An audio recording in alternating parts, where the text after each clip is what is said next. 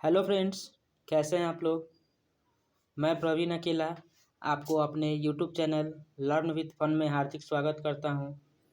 दोस्तों, आज हम आपके लिए एक बार फिर से एक वीडियो लेकर हाजिर हैं। आज का वीडियो हमारा बीएड सेकेंड ईयर के अंदर एक पेपर है कोर्स 9C9, उसी के अंदर का यूनिट 4 5 यूनिट 4 में इंडिविजुअल साइकोलॉजिकल असेसमेंट यानी व्यक्तिगत मनोवैज्ञानिक आकलन जो यूनिट 4 में पढ़ना है। इसी के अंदर एक टॉपिक है इंटेलिजेंस यानी बुद्धि। इसके बारे में आज हम लोग इस वीडियो के अंदर डिस्कस करेंगे।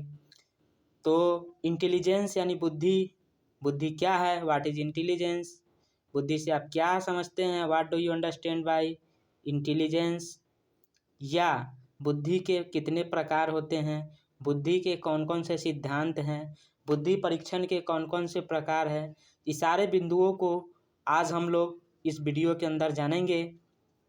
दोस्तों, आप लोगों से रिक्वेस्ट है, कृपया हमारे इस चैनल को सब्सक्राइब करें और यदि वीडियो पसंद आए तो अपने दोस्तों के साथ भी शेयर करें और लाइक करें। चलिए वीडियो शुरू करते हैं। आज का जो वीडियो हमारा है यूनिट 4 के अंदर टॉपिक है इंटेलिजेंस। उससे है यूनिट 4 में बीएड सेकेंड ईयर के अंदर हम लोग को पढ़ना है इंडिविजुअल साइकोलॉजिकल असेसमेंट यानी व्यक्तिगत मनोवैज्ञानिक आकलन। तो चलिए वीडियो शुरू करते हैं। आज देखिए, इस वीडियो के अंदर बुद्धि से आप क्या समझते हैं, बुद्धि के सिद्धांत, बुद्धि परीक्षण के प्रकार, बुद्धि के प्रकार, सारे बिंदुओं पर हम लोग चर्चा करेंगे। तो दोस्तों चलिए वीडियो शुरू करते हैं। पहले लिखा हुआ है प्रस्तावना यानी इंट्रोडक्शन। हम जानते हैं कि समस्त प्राणियों में मनुष्य श्रेष्ठतम बुद्धिमान प्राणी है। मनुष्य अपने बौद्धिक क्षमता के कारण ही इस पृथ्वी पर अन्य प्राणियों से अलग है। ये बात बिल्कुल सत्य है दोस्तों कि बुद्धि के कारण ही मनुष्य क्या है, पशुओं से अलग है। फिर आगे लिखा है बुद्धि शब्द लैटिन भाषा के इंटेलिजर से बना है जिसका अर्थ समझने की क्षमता होती है। यह आनुवंशिकता यानी हेरिडिटी से बहुत ज़्यादा प्रभावित होता है। हेरिडिटी मतलब पेरेंटल कैरेक्टर है, ये जो माता पिता से बच्चों में आते हैं। तो ये जो बुद्धि है अपने माता पिता से वरदान के रूप में बच्चों में जाता है, तो इससे बहुत ज़्यादा इफेक्टिव होता है। ठीक है, और इसका अंग्रेजी रूप क्या है, इंटेलिजेंस है, जो इंटेलिजियर शब्द से बना है जिसका अर्थ होता है समझने की क्षमता। फिर आगे लिखा है हम जानते हैं कि कुछ व्यक्ति जन्म से ही प्रखर बुद्धि वाले होते हैं तो कुछ व्यक्ति मूर्ख हुआ करते हैं। प्रखर बुद्धि वाले व्यक्ति मूर्ख व्यक्तियों की अपेक्षा शिक्षा में अधिक लाभ उठाते हैं। प्रखर मतलब जो तेज होते हैं वो शिक्षा में ज़्यादा लाभ उठाते हैं। शिक्षा में ही नहीं दोस्तों, सारे जगहों पर उनका बोलबाला रहता है, सारे जगह पर वो एक्टिव रहते हैं, क्यूरियस रहते हैं, सारे जगह का वो लाभ ज़्यादा उठाते हैं मुकाबले मूर्ख बुद्धि वाले। फिर आगे लिखा है तो इस तथ्य के आधार पर कहा जा सकता है कि बुद्धि वंशानुक्रम आधारित होती है, परंतु बुद्धि के विकास के लिए उपयुक्त वातावरण की आवश्यकता होती है। वंशानुक्रम मतलब पेरेंटल कैरेक्टर होता है जो पेरेंट से बच्चों में आता है, और वातावरण मतलब बुद्धि का विकास के लिए वातावरण का भी प्रभाव पड़ता है। कहा जाता है कि हम वैसे हैं जहाँ हम जिस समाज में हम रहते हैं ना, जिस 5 लोगों से हम मिलते जुलते हैं, मतलब हमारा भी सोच उसी तरह का हो जाएगा। ये कहना था किसी मनोवैज्ञानिक प्लेटो या सुकरात का कहना था दोस्तों। तो वही कहा है कि वंशानुक्रम और वातावरण के लिए उपयुक्त विकास के लिए इसका उपयुक्त होता है। यानी बुद्धि तभी हमारा सही हो सकता है जब हम जिस व्यक्ति से हम मिल रहे हैं, जिस व्यक्ति के पास जा रहे हैं, जिस व्यक्ति से हम बातें कर रहे हैं, लगभग उसी के अकॉर्डिंग हमारा भी इंटेलिजेंस होता है, जो बुद्धि होता है वो डेवलप करता है। फिर आगे लिखा है सन 1885 ईस्वी में फ्रांस के मनोवैज्ञानिक फ्रांसीसी गल्टन ने सर्वप्रथम बुद्धि शब्द का प्रयोग किया था। ये सीटेट में क्वेश्चन पूछता है दोस्तों कि बुद्धि का विकास कब और कौन किया था, तो फ्रांसीसी गल्टन और 1885 ईस्वी में किया था। फिर आगे लिखा है बुद्धि एक अमूर्त संप्रत्यय है, अर्थात यह दिखाई नहीं देने वाली है। बुद्धि हमारे मस्तिष्क में होते हैं। अमूर्त संप्रत्यय मतलब मूर्त वो होता है जिसको हम छू सकते हैं, जिसको हम देख सकते हैं। अमूर्त वो होता है जिसको हम छू और देख नहीं सकते हैं। ठीक है, और यह बुद्धि क्या है, हमारे मस्तिष्क में होता है। फिर आगे लिखा है बहुआयामी मल्टी डायमेंशनल योग्यताओं का नाम ही बुद्धि है। बहुआयामी कहने का मतलब बहुत सारे काम को एक साथ करना। बहुआयामी मल्टी डायमेंशनल योग्यताओं का नाम ही बुद्धि है। फिर आगे लिखा है हम यह भी जानते हैं कि परिस्थितियों के साथ सामंजस्य स्थापित करने के लिए मनुष्य प्रयास एवं प्रक्रिया करता है। उसके प्रयास एवं प्रक्रिया के ढंग अन्य प्राणियों से भिन्न होती है। इस भिन्नता का बहुत बड़ा कारण उसकी बुद्धि है। दोस्तों देखिए, परिस्थिति जो इंसान के सामने आता है ना, तो परिस्थिति यानी स्टिमुलस, सॉरी कंडीशन को परिस्थिति बोलते हैं। स्टिमुलस मतलब हो गया उद्दीपन, मतलब कोई भी समस्या हमारे सामने आता है तो उसका समाधान हम अपनी बुद्धि से करते हैं। तो परिस्थिति में सामंजस्य स्थापित करने के लिए मनुष्य क्या करता है? बुद्धि का प्रयोग करता है। इस भिन्नता का बहुत बड़ा कारण उसकी बुद्धि है। और जितना सारा मनुष्य है, जितना सारा व्यक्ति है, उस सारे व्यक्ति अपने अपने बुद्धि के अनुसार, अपनी अपनी क्षमता के अनुसार परिस्थिति में क्या करते हैं? समायोजन करते हैं, मिलते हैं, मतलब उसको परिस्थिति के अनुसार समायोजित होते हैं समाज में या किसी भी व्यक्ति के पास। फिर आगे लिखा है बुद्धि के पर्याप्त होने से जीवन में मनुष्य हर क्षेत्र में प्रगति कर रहा है। आज के वर्तमान समय में जो वैज्ञानिक युग चल रहा है, इसमें बुद्धि का ही कमाल है। ठीक है दोस्तों, अभी वर्तमान समय विज्ञान का युग चल रहा है। ठीक है, तो विज्ञान का युग क्या है? वैज्ञानिक युग जो है, बुद्धि के कारण ही इतना ज़्यादा डेवलप किया हुआ है। और जिसके बुद्धि तेज है वो जीवन के हर क्षेत्र में प्रगति कर रहा है। ठीक है दोस्तों, अब हम देखेंगे बुद्धि का अर्थ एवं परिभाषा। बुद्धि का अर्थ एवं परिभाषा के बारे में जानेंगे। Meaning and definition of intelligence. बुद्धि का सामान्य अर्थ होता है जीवन की समस्याओं को सफलतापूर्वक हल करना। अर्थात हम कह सकते हैं कि बुद्धि विभिन्न योग्यताओं का संप्रत्यय है।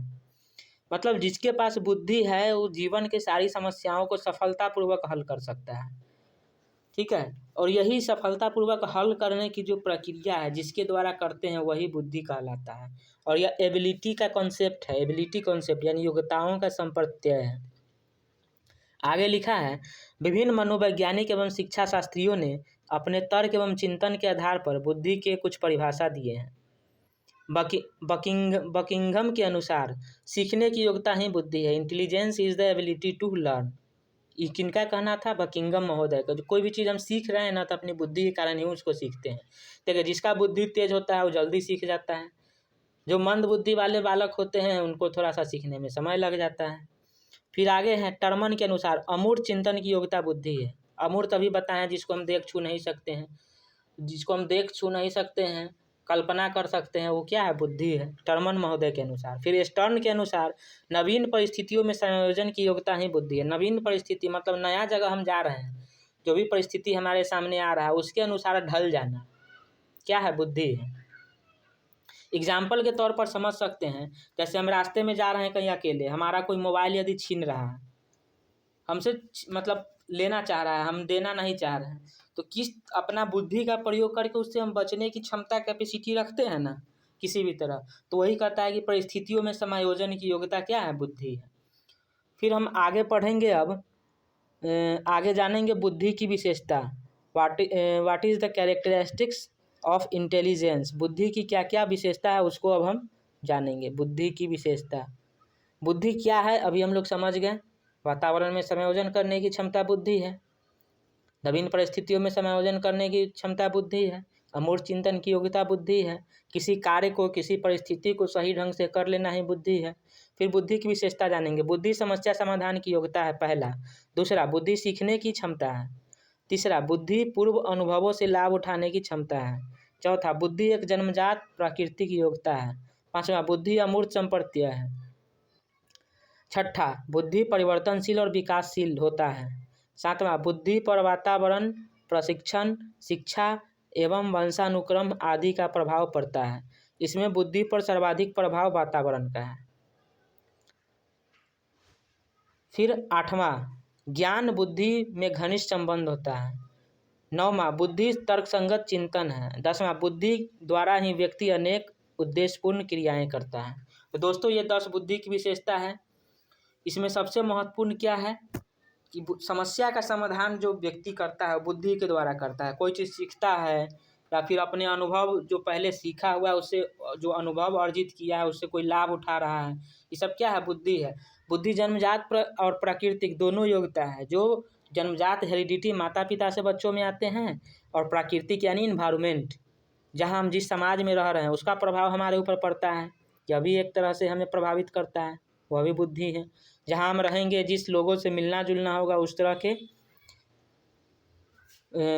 के हैबिट को, उस तरह के कैरेक्टर को हम अपने अंदर अडेप्ट कर लेते हैं। फिर आगे है बुद्धि के प्रकार। अब आगे हम जानेंगे बुद्धि के प्रकार क्या हैं। ये है टाइप्स ऑफ इंटेलिजेंस, ठीक है। अलग अलग मनोवैज्ञानिकों ने इसको अलग अलग रूप में परिभाषित किया है, अलग अलग रूप में इसको डिफाइन किया है, अलग अलग रूप में इसका प्रकार बताया है, अलग अलग रूप में इसके संप्रत्यय बताए हैं। तो चलिए हम शुरू करते हैं। टाइप्स ऑफ इंटेलिजेंस में पहला है थॉर्नडाइक महोदय के अनुसार बुद्धि उन्होंने बताया है कि 3 प्रकार का होता है। एक मूर्त बुद्धि, दूसरा अमूर्त बुद्धि और तीसरा सामाजिक बुद्धि।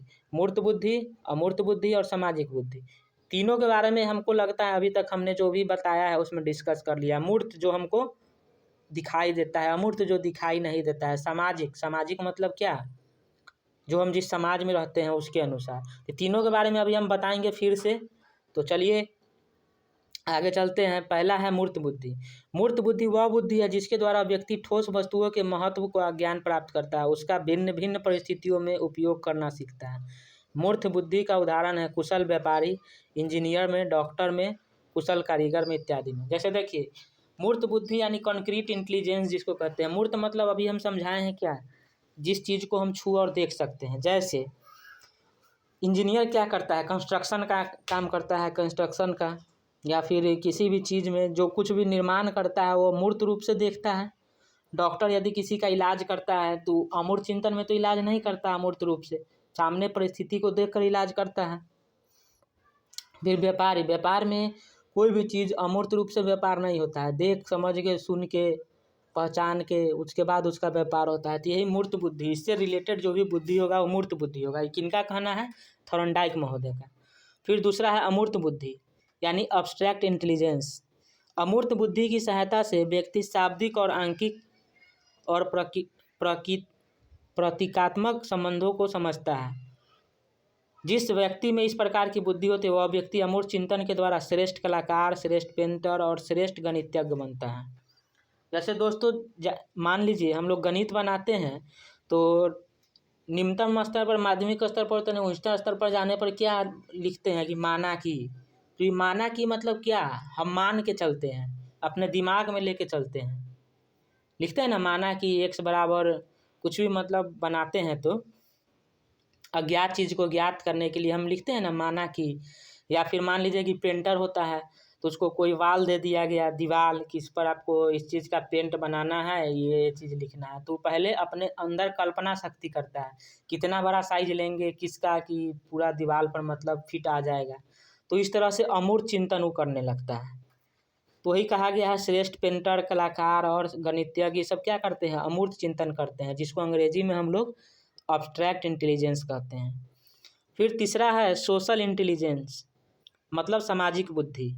सामाजिक बुद्धि द्वारा व्यक्ति सामाजिक संबंध, सामाजिक कौशल को सीखता है और जिसके द्वारा वह दूसरे व्यक्तियों के साथ सामाजिक व्यवहार करता है। मतलब जहाँ पर वो रह रहा है तो समाज के कुछ नियम कानून होंगे कि मतलब इस समाज में कैसे रहना है, किसके साथ किस तरह से बिहेव करना है, क्या समाज का संबंध है, सामाजिक संबंध क्या होता है, समाज में क्या कौशल है, क्या काम करना है। हर समाज का अपना अपना रूल रेगुलेशन होता है, नियम कानून होता है। तो उसके लिए क्या है? सामाजिक इंटेलिजेंस, सामाजिक बुद्धि यानी सोशल इंटेलिजेंस का प्रयोग किया जाता है। फिर अब आते हैं दोस्तों आगे, ये बहुत इम्पोर्टेंट है, इसको सीटेट में पूछा भी गया है। देखिए जो नोट में हम लिखा हुआ है यहाँ, यूनिफैक्टर इंटेलिजेंस, मतलब एक बुद्धि का सिद्धांत। यूनिफैक्टर इंटेलिजेंस थ्योरी, एक बुद्धि के सिद्धांत का जो थ्योरी है, किसने दिया था? एल्फ्रेड बिने ने। इसको हमेशा याद रखिएगा, किसने दिया था? एल्फ्रेड बिने ने। ये नाम याद रखिएगा यूनिफैक्टर इंटेलिजेंस का। फिर आगे है टू फैक्टर इंटेलिजेंस यानी द्विकारक बुद्धि। इसको किसने दिया था? तो इसको दिया था स्पीयरमैन ने, ठीक है। यूनिफैक्टर और टू फैक्टर, टू फैक्टर में स्पेसिफिक इंटेलिजेंस था और एक था जनरल इंटेलिजेंस। मतलब एक था स्पेसिफिक यानी विशिष्ट बुद्धि और एक था सामान्य बुद्धि जो बहुत सारे लोगों के पास होता है, यानी जनरल इंटेलिजेंस। तो यूनिफैक्टर को एल्फर्ड बी ने और टू फैक्टर को स्पीयरमैन। ये हमेशा याद रखिएगा, इसी टेट में बार बार क्वेश्चन आता है दोस्तों। फिर आगे चलते हैं तो आगे एक और नाम है जो नाम है हार्वर्ड गार्डनर का। हार्वर्ड गार्डनर ने मल्टीपल इंटेलिजेंस का थ्योरी दिया था, जिसमें इन्होंने बताया था कि बुद्धि 8 प्रकार के होते हैं। मल्टीपल इंटेलिजेंस किसने दिया? हार्वर्ड गार्डनर ने। वन फैक्टर थ्योरी किसने दिया? एल्फर्ड बीने ने। टू फैक्टर थ्योरी किसने दिया? स्पीयरमैन ने, ठीक है। तो अब हार्वर्ड गार्डनर के अनुसार 8 प्रकार के जो बुद्धि होती है वो बुद्धि कौन कौन है? तो 1 नंबर में है भाषाई बुद्धि, लिंग्विस्टिक इंटेलिजेंस। 2 नंबर में है तर्क एवं गणितीय बुद्धि, लॉजिकल मैथमेटिकल इंटेलिजेंस। 3 नंबर में स्थानिक बुद्धि, स्पेशियल इंटेलिजेंस। 4 नंबर में है संगीतीय बुद्धि, म्यूजिकल इंटेलिजेंस। 5 नंबर में है शारीरिक गतिक बुद्धि, बॉडीली काइनेस्थेटिक इंटेलिजेंस। 6 नंबर में है इंटरपर्सनल इंटेलिजेंस, अंतर्वैयक्तिक बुद्धि। 7 नंबर में इंट्रापर्सनल इंटेलिजेंस, अंतःवैयक्तिक बुद्धि। 8 नंबर में नेचुरलिस्टिक इंटेलिजेंस, प्राकृतिक बुद्धि। दोस्तों इसको हम शॉर्ट में समझा देते हैं क्योंकि इसको हम पूरा डिफाइन नहीं किए हैं, क्योंकि आगे और विलियम स्टर्नबर्ग है, लुईस थ्रस्टन है, सब के बारे में जानना है। भाषाई बुद्धि उनमें होगा जिनको भाषा के प्रति पूरा शब्दों के साथ वो लोग खेल जाते हैं, मतलब बातों बातों में ऐसा बात कह देंगे जिससे आप बहुत ज़्यादा प्रभावित हो जाइएगा। एज फॉर एग्जाम्पल इसमें ले लेते हैं सदगुरु हो गए, या फिर आपका अभी संदीप महेश्वरी जो चल रहे हैं मोटिवेशनल स्पीकर वगैरह, ये सब इसी में आते हैं। फिर है तर्क व गणितीय बुद्धि, लॉजिकल मैथमेटिक्स। इसमें जो गणितज्ञ होते हैं जैसे आपका आर्यभट्ट हो गए, ये सब आते हैं। फिर स्थानिक बुद्धि, स्पेचुअल इंटेलिजेंस, इसमें आते हैं आपका ये स्पेचुअल इंटेलिजेंस में जो है आपका आर्किटेक्चर वगैरह आ जाते हैं, जो घर का डिजाइन उजाइन बनाते हैं। स्पेचुअल इंटेलिजेंस में संगीतीय बुद्धि यानी म्यूजिकल, जो म्यूजिक से रिलेटेड जो भी हैं, AR रहमान वगैरह हो गए, कैलाश खेर, ये सब संगीतीय बुद्धि, उनमें संगीतीय बुद्धि ज़्यादा पाया जाएगा। फिर है शारीरिक गतिक बुद्धि यानी बॉडली काइनेस्थेटिक, इसमें जो भी खिलाड़ी होते हैं, जिम्नास्ट होते हैं, विराट कोहली, साइना नेहवाल जो भी हैं, मतलब सारे इसमें खिलाड़ी आ जाएंगे। मतलब वो अपने बॉडी के साथ पूरा फ्लेक्चुअलिटी के साथ वो अपना इंटेलिजेंस को प्रेजेंट करते हैं। फिर है इंट्रापर्सनल इंटेलिजेंस और इंटरपर्सनल यानी अंतःवैयक्तिक, मतलब जो सामने वाले व्यक्ति के मन की बात जानता हो, ये भी एक इंटेलिजेंस है हार्वर्ड गार्डनर के अनुसार। जैसे अंतःव्यक्त मदर टेरेसा वगैरह क्या है? मदर टेरेसा मतलब दूसरे के मन को बात की जानती थी कि हाँ कोई दुख में है, क्या है। फिर है इंट्रापर्सनल, अंतःव्यक्तिक, मतलब जो अपने अंदर की बात को जानता हो, आत्मज्ञानी जिसको कहते हैं। सदगुरु हो गए हैं, या फिर जो भी मोटिवेशनल स्पीकर भी इसमें आएंगे। फिर है एक नेचुरलिस्टिक, प्राकृतिक बुद्धि, जो लोगों को प्रकृति के प्रति ज़्यादा प्रेम हो, जैसे गार्डनिंग वगैरह में शौक हो, जो पेड़ ज़्यादा लगाना, जंगल में घूमना, फिर माउंटेनिंग करना, ये सब जो पसंद करते हैं उनके अंदर क्या पाया जाता है? Naturalistic intelligence. तो ये 8 प्रकार के बुद्धि किनके द्वारा दिया गया था? हार्वर्ड गार्डनर के द्वारा, अभी हमने समझाया। फिर ये 8 प्रकार का इंटेलिजेंस है हार्वर्ड गार्डनर के द्वारा। यूनिफैक्टर थ्योरी किसने दिया? एल्फर्ड बीने ने, यूनिफैक्टर थ्योरी। और आपका फिर टू फैक्टर थ्योरी किसने दिया? स्पीयरमैन ने। तो दोस्तों ये हो गया। अब हम चलते हैं आगे। विलियम स्टर्नबर्ग ने जो थे वो 3 टाइप्स ऑफ इंटेलिजेंस दिए, 3 प्रकार के बुद्धि दिए। इसमें एक प्रासंगिक बुद्धि, एक प्रयोगात्मक बुद्धि, एक अवयव या घटक बुद्धि, ठीक है। फिर लुईस थ्रस्टन जो थे, विलियम स्टर्नबर्ग कितने प्रकार के बुद्धि दिए थे? 3 प्रकार के बुद्धि दिए। फिर लुईस थ्रस्टन जो थे इन्होंने बुद्धि को 7 भागों में बांटा।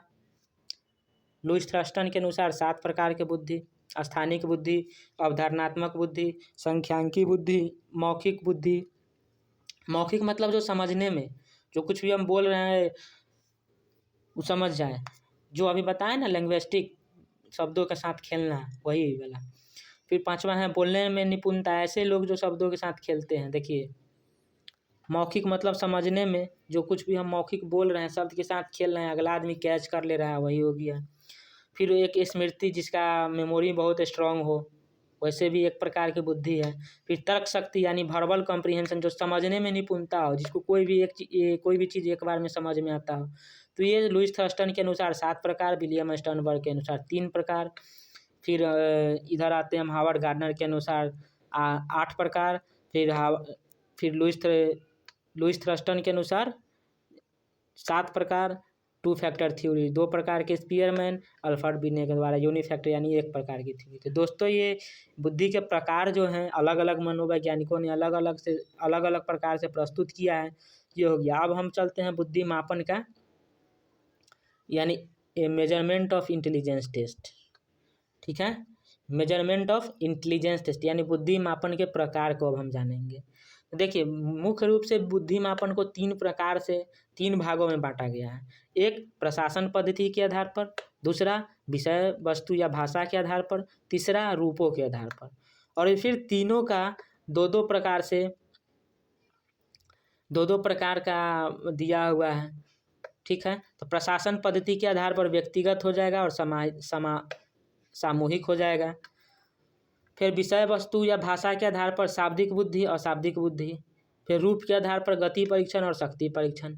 फिर हम आते हैं जो विषय वस्तु भाषा के आधार पर है, शाब्दिक और अशाब्दिक।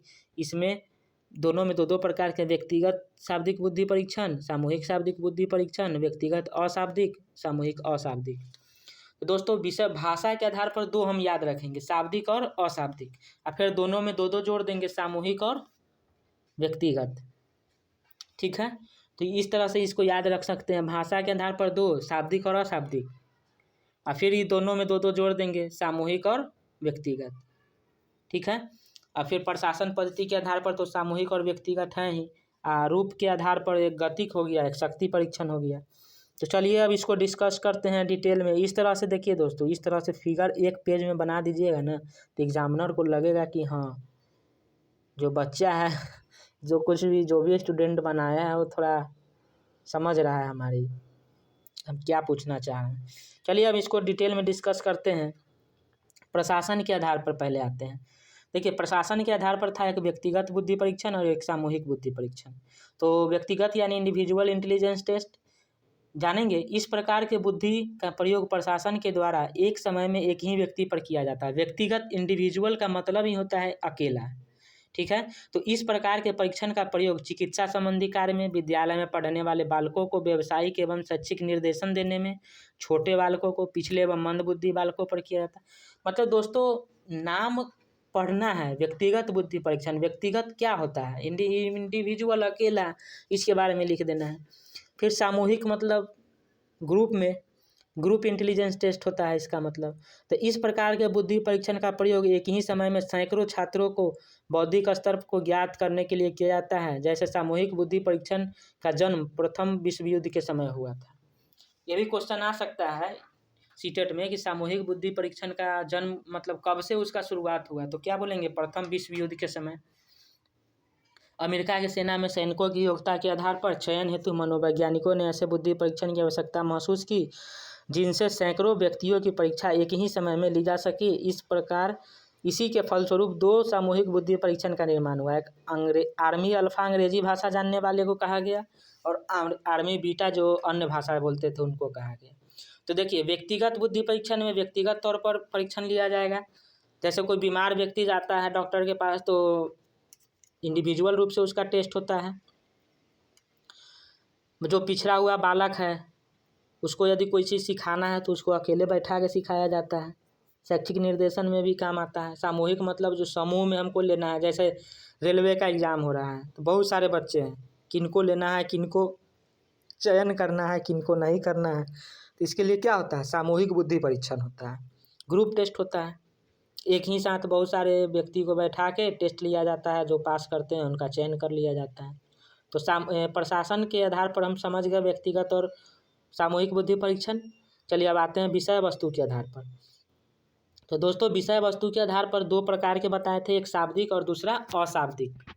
ठीक है, तो शाब्दिक बुद्धि परीक्षण वो परीक्षण होते हैं जिसमें लिखित भाषा का प्रयोग होते हैं वो परीक्षण होते हैं जिसमें लिखित भाषा का प्रयोग निर्देश देने तथा परीक्षण के प्रश्नों में किया जाता है। शाब्दिक बुद्धि परीक्षण के क्रियान्वयन के लिए व्यक्ति को पढ़ा लिखा होना चाहिए ताकि वह पढ़कर सभी बातों को समझ सके और फिर प्रश्नों का उत्तर दे सके। शाब्दिक बुद्धि परीक्षण भी दो प्रकार के होते हैं, हम बताए थे, व्यक्तिगत और सामूहिक। देखिए शाब्दिक शब्द से परीक्षण होगा, तो शब्द से होगा तो इसमें पढ़ा लिखा होना जरूरी है, पढ़ा लिखा होगा तभी ना शब्द को जान पहचान पाएगा। इसमें भी दो प्रकार के होते हैं शाब्दिक, एक व्यक्तिगत और एक सामूहिक। तो व्यक्तिगत में इंडिविजुअल होगा, तो व्यक्तिगत शाब्दिक बुद्धि परीक्षण इसको कहेंगे, क्योंकि शाब्दिक बुद्धि परीक्षण का ही प्रकार है। तो व्यक्तिगत शाब्दिक बुद्धि परीक्षण में मुख्य परीक्षण है बीने साइमन बुद्धि परीक्षण, स्टैनफोर्ड बीने बुद्धि परीक्षण, बैचलर वुल्फ बुद्धि परीक्षण। दोस्तों इसको याद रखिएगा, व्यक्तिगत शाब्दिक बुद्धि परीक्षण में कौन कौन सा है, बीने साइमन बुद्धि परीक्षण, स्टैनफोर्ड और बीने बुद्धि परीक्षण, बैचलर ट्यू। इसको आप लोगों से रिक्वेस्ट है कि इसको जरूर याद रखिएगा। व्यक्तिगत शाब्दिक बुद्धि परीक्षण में कौन कौन से बुद्धि आते हैं इसको याद रखिएगा, बस लिखा जाएगा। दूसरा है सामूहिक बुद्धि परीक्षण। सामूहिक बुद्धि परीक्षण में मुख्य परीक्षण है आर्मी अल्फा बीटा, तो जो अंग्रेजी जानते हैं उनको कहा गया था। आर्मी अल्फा परीक्षण, आर्मी जनरल वर्गीकरण परीक्षण, जलोटा बुद्धि परीक्षण, सोहनलाल बुद्धि परीक्षण, प्रयाग मेहता बुद्धि सामूहिक बुद्धि परीक्षण। तो ये सामूहिक बुद्धि शाब्दिक बुद्धि परीक्षण में आ जाएंगे, ठीक है। आर्मी अल्फा जो अंग्रेजी जानते हैं, तो अंग्रेजी जानते हैं तभी ना शाब्दिक बुद्धि परीक्षण में आएंगे, अशाब्दिक में आ जाएंगे आर्मी बीटा, ठीक है। तो ये विषय वस्तु के आधार पर शाब्दिक बुद्धि परीक्षण आपका संपूर्ण हुआ। चलिए अब अशाब्दिक या क्रियात्मक बुद्धि परीक्षण पर आते हैं। अशाब्दिक बुद्धि परीक्षण वे परीक्षण होते हैं जिनमें किसी भी प्रकार की भाषा एवं शब्दों का प्रयोग न होकर चित्रों, आलेखों, अमूर्त रूपरेखाओं, अन्य निर्जीव पदार्थों द्वारा बुद्धि का माप या मूल्यांकन किया जाता है। तो ऐसे बुद्धि परीक्षण को अशाब्दिक या क्रियात्मक बुद्धि परीक्षण कहते हैं। अशाब्दिक बुद्धि परीक्षण भी दो प्रकार के होते हैं, शाब्दिक और सामूहिक। देखिए अशाब्दिक या क्रियात्मक कहने का क्या मतलब, जो अनपढ़ लोग होते हैं उनका भी परीक्षण किया जा सकता है, दिमाग उनके पास भी होता है, लेकिन पढ़े लिखे होने के कारण उनका शाब्दिक टेस्ट होता है, जो पढ़े लिखे नहीं है उनका अशाब्दिक टेस्ट। जैसे दोस्तों हम लोग भी पढ़ते थे, रीजनिंग बनाते थे आप लोग, तो रीजनिंग में क्या होता था, वर्बल और नॉन वर्बल। नॉन वर्बल में क्या होता था, लिखा हुआ नहीं रहता था, फिगर वाला आता है, फिगर काउंटिंग या arrange the figure, water image, mirror image, ये सब आता है ना, तो ये सब क्या हो गया, अशाब्दिक परीक्षण हो गया। इसमें भी होता है दो प्रकार का, एक व्यक्तिगत और एक सामूहिक। अशाब्दिक व्यक्तिगत बुद्धि परीक्षण में प्रमुख रूप से आता है पोर्टियस, भूल भुलैया, चित्रांकन परीक्षण, फ्रेम बोर्ड परीक्षण, ब्लॉक बिल्डिंग परीक्षण, भाटिया बैटरी क्रियात्मक परीक्षण। इसको याद रखिएगा अशाब्दिक व्यक्तिगत बुद्धि परीक्षण में। और सामूहिक अशाब्दिक बुद्धि परीक्षण में कौन कौन सा टेस्ट आ जाएगा, कौन कौन सा परीक्षण प्रमुख है, देखिए आर्मी बीटा आ गया ना, अल्फा था शाब्दिक में, और अशाब्दिक में आर्मी बीटा परीक्षण, कैटिल कल्चर फ्री परीक्षण, शिकागो अशाब्दिक बुद्धि परीक्षण वगैरह। तो ये हमारा हो गया आपका विषय वस्तु के आधार पर भी संपूर्ण हुआ। अब चलिए आते हैं रूप के आधार पर। रूप के आधार पर कौन से परीक्षण है, तो गति परीक्षण है और शक्ति परीक्षण है। तो पहले जानेंगे गति परीक्षण यानी स्पीड टेस्ट। गति परीक्षण वे परीक्षण होते हैं जिनमें कुछ निश्चित प्रश्नों को एक निश्चित समय में हल करना होता है तथा प्रश्नों की संख्या अधिक एवं कठिनाई स्तर समान होता है। इस परीक्षण में कम समय में अधिक प्रश्नों को हल करना होता है, इसके माध्यम से बुद्धि की गति की मापन की जाती है। जैसे अभी IAPS का एग्जाम होता है बैंकिंग का, तो उसमें मान लीजिए कि 100 मिनट में 120 क्वेश्चन होता है, तो जो सबसे ज़्यादा बनाता है तो उसके बुद्धि का परीक्षण होता है कि किसकी बुद्धि की गति कितनी है। तो इस प्रकार के रूप के आधार पर परीक्षण में आ गया गति परीक्षण यानी स्पीड टेस्ट। इसमें हो गया बहुत सारे प्रश्न दे दिया जाता है और कम से कम समय में जिसको बनाना होता है वो बनाएगा, वो उसका बुद्धि तेज होगा। दूसरा है शक्ति परीक्षण, पावर टेस्ट। शक्ति परीक्षण वे परीक्षण होते हैं जिनमें प्रारंभ में सरल प्रश्न तथा उसके उपरांत क्रमशः प्रश्नों का कठिनाई स्तर बढ़ता जाता है। इस परीक्षण को पूरा नहीं करने के लिए कोई प्रतिबंध नहीं होता है। मतलब शक्ति परीक्षण में टेस्ट लिया जाता है कि आप कितना, आपका माइंड जो है, दिमाग जो है, माइंडली आप कितना स्ट्रांग है। तो पहले आपको इजी प्रश्न दिया जाएगा, साइको टेस्ट में इसी तरह होता है, और फिर उसके बाद हार्ड दिया जाएगा। इसमें आपको बाध्य नहीं है कि आपको पूरा करना है, जिस स्तर पर आप प्रश्न का केबीसी वगैरह में इसी तरह होता है। जिस स्तर पर आप देने में सक्षम नहीं होइएगा, आपके बुद्धि का पता लगेगा कि आप मेंटली इतना ही स्ट्रांग हैं। तो दोस्तों ये था बुद्धि परीक्षण। बुद्धि परीक्षण का पूरा हम समझा दिए, ये समाप्त होता है।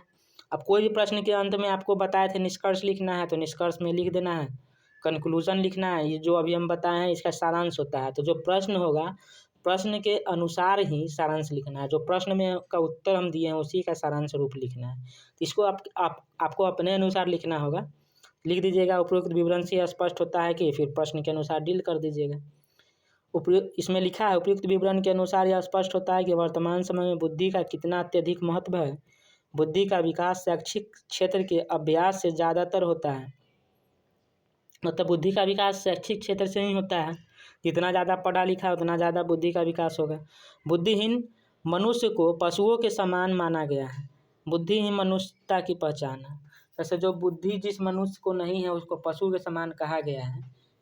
बुद्धि ही मनुष्यता की पहचान है। दोस्तों देखिए, बुद्धि अनपढ़ व्यक्ति में भी होता है, लेकिन जो पढ़े लिखे व्यक्ति होते हैं उनकी तुलना में कम होता है। अभी हम इससे पहले बताए थे अनपढ़ लोगों का भी टेस्ट होता है अशाब्दिक परीक्षण में, तो उनके पास भी बुद्धि होता है, लेकिन जो पढ़े लिखे लोगों के पास बुद्धि होता है उनकी तुलना में बुद्धि उनका कम होता है।